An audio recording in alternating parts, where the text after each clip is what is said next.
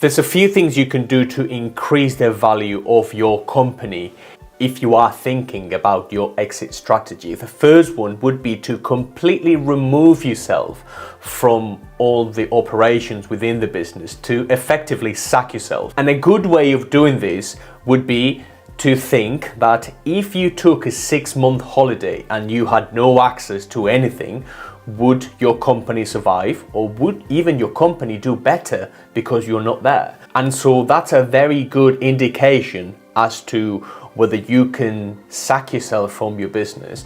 If you look objectively at a business as an investment, you do not want that business to be key man dependent, because if we have a business that only survives and only thrives because you are in it and you know everything about it, then that's not a very good sign of transferability if you are going to sell it. So sack yourself from your business.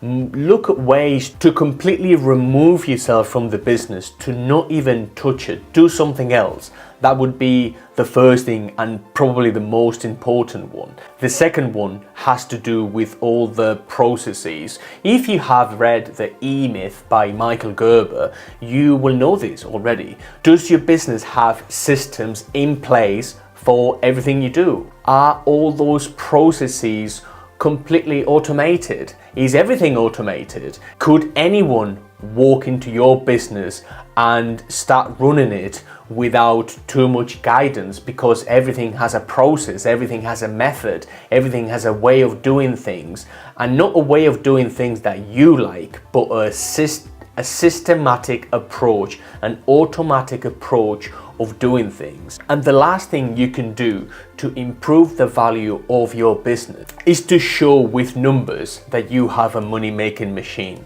as it were. What do I mean? Well, it's very, very easy. Does your return on capital exceed your cost of capital?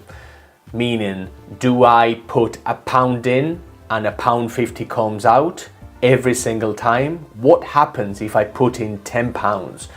Do £20 come out as profit? How much money can I make with the same amount of resources? How much money could I make if I increase the amount of resources or the marketing budget, for example? If you can measure your marketing spend and your return on marketing spend, for example, and you can show that clearly, and you can show a big margin and a big gross margin, for example, those things really do play a factor whenever we talk about the valuation of your company. Remove yourself from the business, create as many processes and automations as possible that anyone can come in and understand.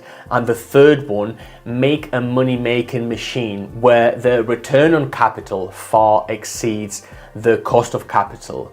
And those three things really do play a factor in your company's valuation. And if you want to find out the value of your company, contact me today down here, and I'll see you in the next one.